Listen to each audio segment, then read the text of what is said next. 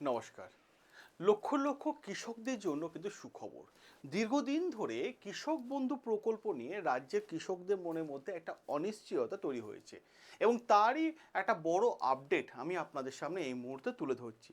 কারণ আপনারা জানেন যে কৃষক বন্ধু প্রকল্পের পরিবর্তে পিএম কিষাণ প্রকল্প চালু হওয়ার পর থেকে অনেক কৃষকের মনের মধ্যে প্রশ্ন হয়েছে যে পশ্চিমবঙ্গে কি আবার কৃষক বন্ধু প্রকল্প চালু হবে। এই প্রশ্নের উত্তর কিন্তু আমরা আজকে আপনাদের সামনে এই ভিডিওতে পুরো A to Z ইনফরমেশন আমরা আপনাদের সামনে শেয়ার করব। কারণ রাজ্য সরকারের তরফ থেকে একটা নতুন সার্কুলার জারি করা হয়েছে এবং সেই সার্কুলারের তথ্য অনুযায়ী কৃষক বন্ধু প্রকল্প যারা পাচ্ছিলেন এতদিন ধরে তাদের আবার নতুন করে ভেরিফিকেশন শুরু করা হচ্ছে। কিন্তু গুরুত্বপূর্ণ বিষয় এখানে অনেকগুলো আছে। যারা পিএম কিষাণের সুবিধা পাচ্ছেন না তাদের জন্য মূলত এই ভেরিফিকেশন প্রক্রিয়াটা। কারণ আপনারা জানেন যে পিএম কিষাণে অনেকে টাকা পাচ্ছে না, কারণ অনেক কিছু শর্ত দেওয়া আছে। কি শর্ত? যে একজন পরিবারের মধ্যে একজনই পাবে, একটা পরিবারের মধ্যে একজনই পাবে, জমির রেকর্ড 2019 সালে আগে হতে হবে, 2019 সালে পরে হলে এই সুবিধা তারা পাবেন না। এবং প্রশ্ন হচ্ছে এই কারণে বহু কৃষক পিএম কিষাণের সুবিধা পাচ্ছেন না। আর সেই সমস্ত কৃষকদের কথা মাথায় রেখে রাজ্য সরকার, হ্যাঁ আমাদের রাজ্য সরকার কৃষক বন্ধু প্রকল্পের মাধ্যমে একটা আর্থিক সহায়তা দেবার কিন্তু প্রস্তুতি কিন্তু শুরু করেছে। ইতিমধ্যে একটা সার্কুলার বিভিন্ন ব্লক অফিসে পাঠানো হচ্ছে রাজ্য সরকার তরফ থেকে। যারা আগে কৃষক বন্ধুর সুযোগ সুবিধা পেতেন তাদের আবার নতুন করে ভ্যারিফিকেশন প্রসেস কিন্তু চালু হবে এবং এই ভ্যারিফিকেশন ইতিমধ্যে গ্রাম পঞ্চায়েত বা ব্লক অফিসের স্তরে কিন্তু দেখা যাবে। তাই একটা ভালো প্রসেস। এবার প্রশ্ন হচ্ছে ভ্যারিফিকেশন করতে গেলে কি কি করতে হবে। দেখুন, একটা অফিসিয়াল ফর্ম আপনার হাতে ধরিয়ে দেওয়া হবে এবং সেই অফিসিয়াল ফর্মটা আপনাকে পূরণ করতে হবে এবং সঠিক তথ্য দিতে হবে। সেই অফিসিয়াল ফর্মে কোন পৃষ্ঠাতে কি কি তথ্য আছে সেই তথ্যগুলো আমরা কিন্তু আপনাদের সামনে তুলে ধরছি। দেখুন, সবার প্রথমে বিষয়টা খেয়াল রাখবেন। প্রথম পৃষ্ঠায় কি দেখা যাবে সেটা হচ্ছে আপনি যে কৃষক বন্ধু সুবিধা পেয়েছেন না তার নাম্বার নাম্বার আপনাকে এখানে সেট করতে হবে। ওকে, ঠিক আছে, সে নাম্বারটা দিতে হবে।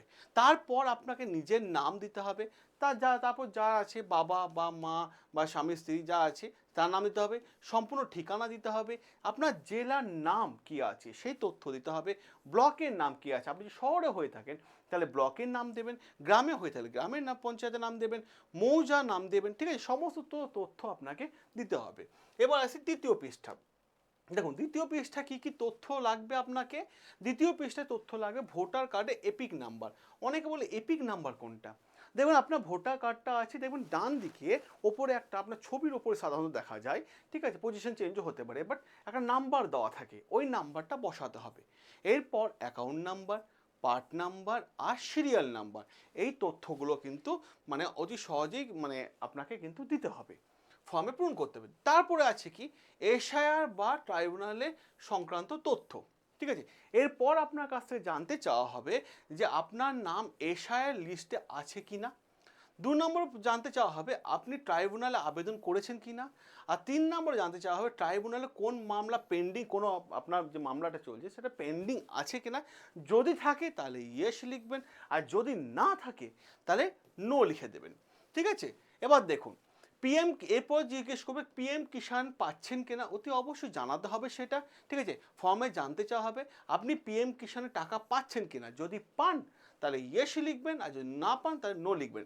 সবচেয়ে গুরুত্বপূর্ণ ইনফরমেশন তথ্য হচ্ছে এইটাই।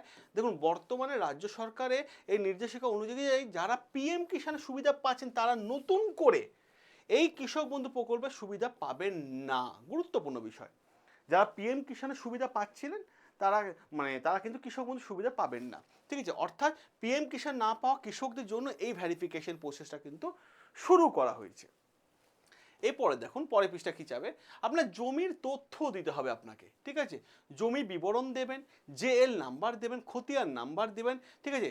অনেকের একাধিক জমি থাকে, সেক্ষেত্রে জেএল নাম্বার এবং খতিয়ান নাম্বার কমা দিয়ে দিয়ে সেই বিষয়টা উল্লেখ করবেন বা লিখে দেবেন, ঠিক আছে। এবার দেখুন পরবর্তী জায়গায়, এবার হচ্ছে গুরুত্বপূর্ণ জায়গা অ্যাকাউন্ট। আপনার কি চাইবে, আপনার ব্যাংকের নাম কি, কোন ব্যাংকে আপনার অ্যাকাউন্ট আছে, সেই অ্যাকাউন্ট ব্যাংকের নাম দেবেন।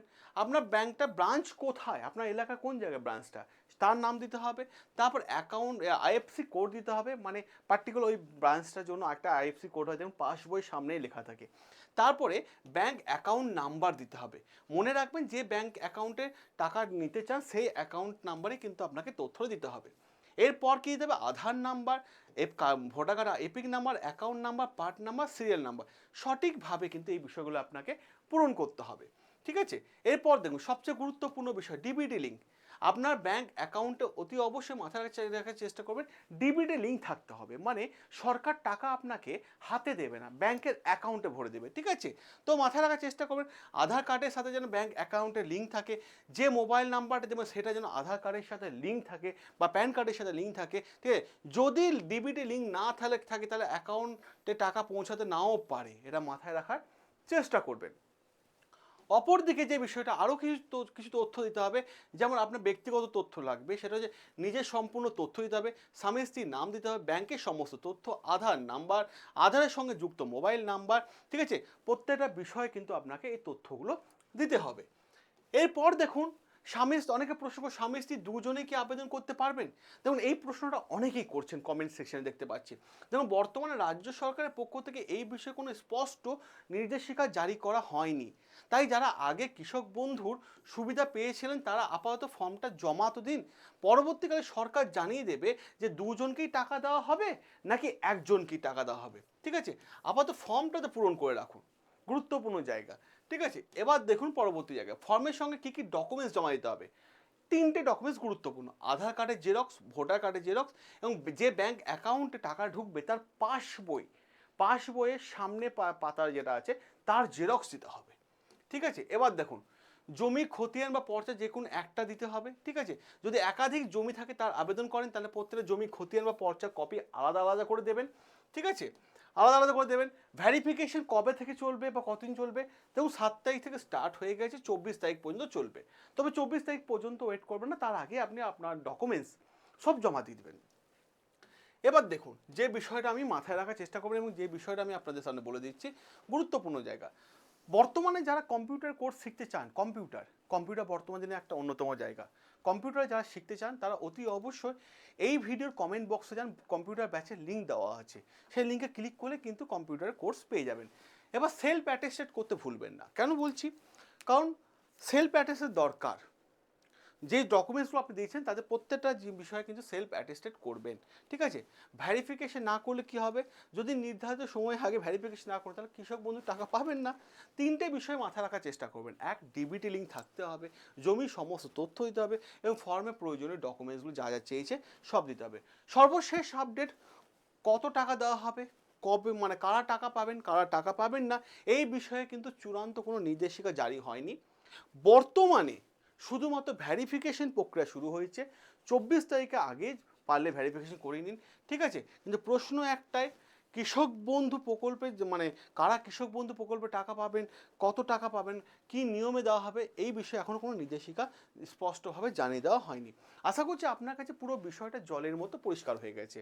তো সকলে ভালো থাকবেন, সুস্থ থাকবেন। আর যারা কম্পিউটারের কোর্স শিখতে চাইছেন এই ভিডিও কমেন্ট বক্সে চলে যান, ব্যাচের লিঙ্ক দেওয়া আছে, সঙ্গে সার্টিফিকেটও পেয়ে যাবেন। তো যারা শিখতে চাইছেন অতি অবশ্যই কম্পিউটার কোর্স কমেন্ট বক্সে গিয়ে ব্যাচটা নিয়ে নিতে পারেন। দেখা হবে আপনাদের সাথে নতুন আরও একটা গুরুত্বপূর্ণ আপডেট নিয়ে।